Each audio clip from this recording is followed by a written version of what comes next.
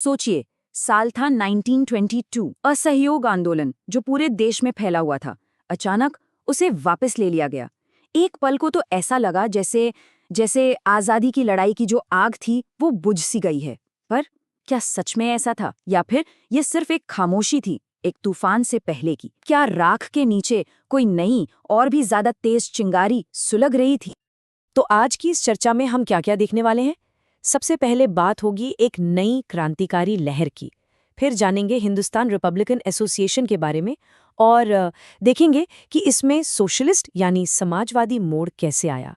चट्टगांव के उस मशहूर छापे की कहानी भी सुनेंगे और आखिर में ये समझने की कोशिश करेंगे कि ये आंदोलन खत्म कैसे हुआ और इसकी विरासत क्या रही। तो चलिए शुरू करते हैं उसी चिंगारी से। बात करते हैं उस नई क्रांतिकारी लहर की जिसने 1920 के दशक में सही मायनों में ब्रिटिश हुकूमत की नींव हिलाकर रख दी थी। देखिए, हुआ ये कि 1922 में जब असहयोग आंदोलन अचानक खत्म हुआ तो बहुत से युवा राष्ट्रवादी, मतलब जो नौजवान थे, वो बुरी तरह निराश हो गए। उनका भरोसा टूटने लगा। उन्हें लगा कि शायद सिर्फ शांतिपूर्ण तरीकों से आज़ादी नहीं मिलने वाली। और इसी गहरी निराशा से आप कह सकते हैं एक नई, ज्यादा आक्रामक सोच ने जन्म लिया। 1924 में गोपीनाथ साहा का हमला, ये इसी बदलते हुए माहौल का एक बड़ा संकेत था। और देखते ही देखते बंगाल में कई नए विद्रोही समूह बनने लगे जो एक्शन के लिए तैयार थे। तो सवाल उठता है कि इस नई लहर के पीछे असल वजह क्या थी?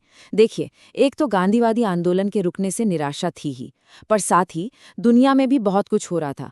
रूस और आयरलैंड में जो क्रांतियां हो रही थीं, वो भी एक बड़ी प्रेरणा थी। और हाँ, नए नेता भी सामने आ रहे थे जो पुराने तरीकों पर सवाल उठा रहे थे। लेकिन सबसे बड़ा जो बदलाव था वो था सोच का। अब लड़ाई सिर्फ अंग्रेजों को भगाने की नहीं रह गई थी। अब मकसद था एक ऐसा समाज बनाना जो हर तरह के शोषण से बिल्कुल आजाद हो। और इसी नई सोच, इसी नई ऊर्जा का नतीजा था उत्तर भारत में एक बड़े संगठन का जन्म, जिसका नाम था हिंदुस्तान रिपब्लिकन एसोसिएशन, या शॉर्ट में कहे तो HRA। तो ये HRA था क्या? अक्टूबर 1924 में कानपुर में राम प्रसाद बिस्मिल, जोगेश चटर्जी और सचिंद्रनाथ सान्याल जैसे बड़े क्रांतिकारियों ने मिलकर इसे बनाया। और इनका मकसद बिल्कुल क्लियर था, हथियारों के दम पर एक सशस्त्र क्रांति के जरिए ब्रिटिश राज को खत्म करना और भारत को एक फेडरल रिपब्लिक बनाना। लेकिन जाहिर है, इतनी बड़ी क्रांति के लिए हथियार चाहिए, संसाधन चाहिए, और इन सब के लिए चाहिए था पैसा। और बस इसी जरूरत ने एक ऐसी घटना को अंजाम दिया जिसे इतिहास में आज भी याद किया जाता है। 9 अगस्त 1925 HRA के क्रांतिकारियों ने काकोरी के पास एक ट्रेन रोकी और उसमें रखा सरकारी खजाना लूट लिया। मकसद, जैसा कि मैंने बताया, क्रांति के लिए फंड इकट्ठा करना था। और ये एक्शन कामयाब भी रहा, लेकिन इसकी कीमत बहुत बड़ी चुकानी पड़ी। अंग्रेजी सरकार पूरी तरह हिल गई और उन्होंने बड़े पैमाने पर गिरफ्तारियां शुरू कर दीं। और जो नतीजा निकला वो सच में दिल दहला देने वाला था।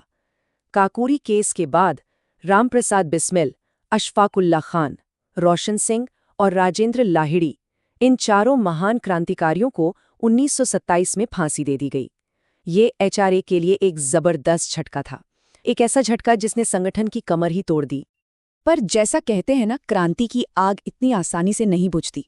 काकोरी के इतने बड़े झटके के बाद भी जो क्रांतिकारी बच गए थे, उन्होंने संगठन को फिर से खड़ा किया, लेकिन इस बार एक नई दिशा और एक नई विचारधारा के साथ। और ये बदलाव बहुत बहुत बड़ा था। 1928 में HRA का नाम बदलकर कर दिया गया हिंदुस्तान सोशलिस्ट रिपब्लिकन एसोसिएशन, यानी HSRA। नाम में ये जो सोशलिस्ट शब्द जुड़ाना, ये सिर्फ एक शब्द नहीं था, ये पूरी विचारधारा का बदलाव था। अब मकसद सिर्फ अंग्रेजों से राजनीतिक आज़ादी पाना नहीं था, बल्कि एक समाजवादी समाज बनाना था। मतलब एक ऐसा सिस्टम जहां किसी का शोषण न हो। जोर अब किसी एक हीरो पर नहीं, बल्कि जनता को साथ लेकर लड़ने पर था। तो इस नए नाम और नई सोच के साथ HSRA ने एक्शन लेना शुरू कर दिया। दिसंबर 1928 में लाला लाजपत राय की मौत का बदला लेने के लिए सॉन्डर्स को मारा गया। और फिर आया अप्रैल 1929, जब भगत सिंह और BK दत्त ने सेंट्रल लेजिस्लेटिव असेंबली में बम फेंका। उनका मकसद किसी को मारना नहीं था, बल्कि जैसा उन्होंने कहा, बहरों को सुनाना था।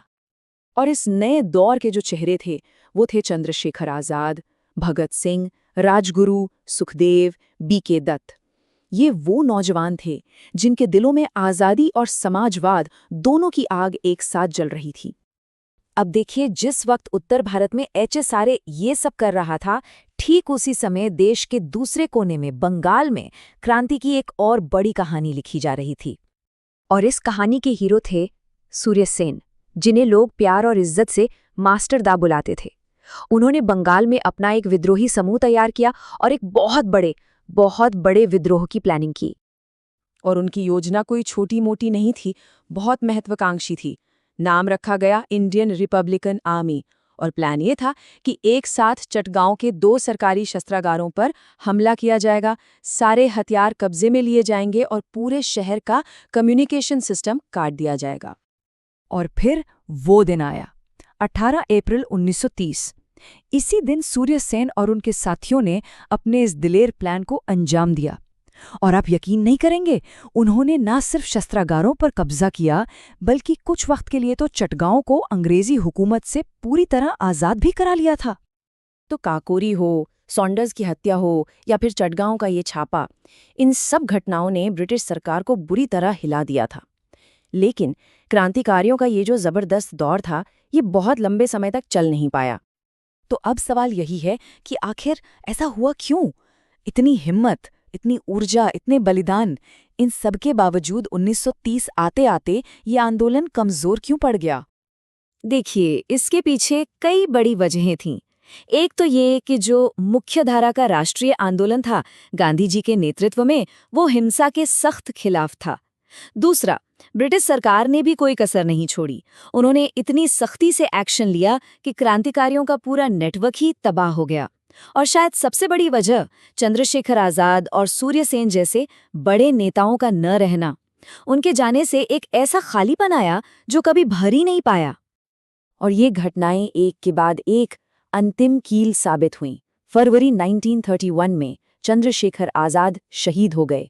ठीक 1 महीने बाद मार्च 1931 में भगत सिंह, राजगुरु और सुखदेव को फांसी दे दी गई। और 1933 के बाद सूर्य सेन भी शहीद हो गए। इसके साथ ही क्रांतिकारी आंदोलन का ये दूसरा दौर लगभग खत्म हो गया।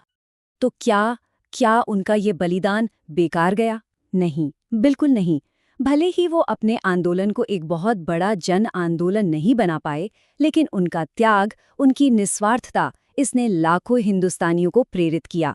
और उनकी विरासत आज भी एक सवाल छोड़ जाती है कि क्या आज़ादी का मतलब सिर्फ राजनीतिक आज़ादी है, या फिर एक शोषण मुक्त समाज का वो सपना जो उन्होंने देखा था, वो आज भी उतना ही ज़रूरी है। हम लॉजिक लैडर इंस्टीट्यूट की टीम है। हमारी कोशिश रहती है कि सभी प्रतियोगी और स्कूल परीक्षाओं के लिए आपको बढ़िया से बढ़िया स्टडी मटेरियल मुहैया कराएं। अगर आपको ऐसी ही जानकारी भरी चर्चाएं पसंद हैं तो प्लीज़ लाइक, शेयर और सब्सक्राइब करें। और हाँ, अगर कोई सवाल या सुझाव हो तो नीचे कमेंट्स में हमें ज़रूर बताइएगा।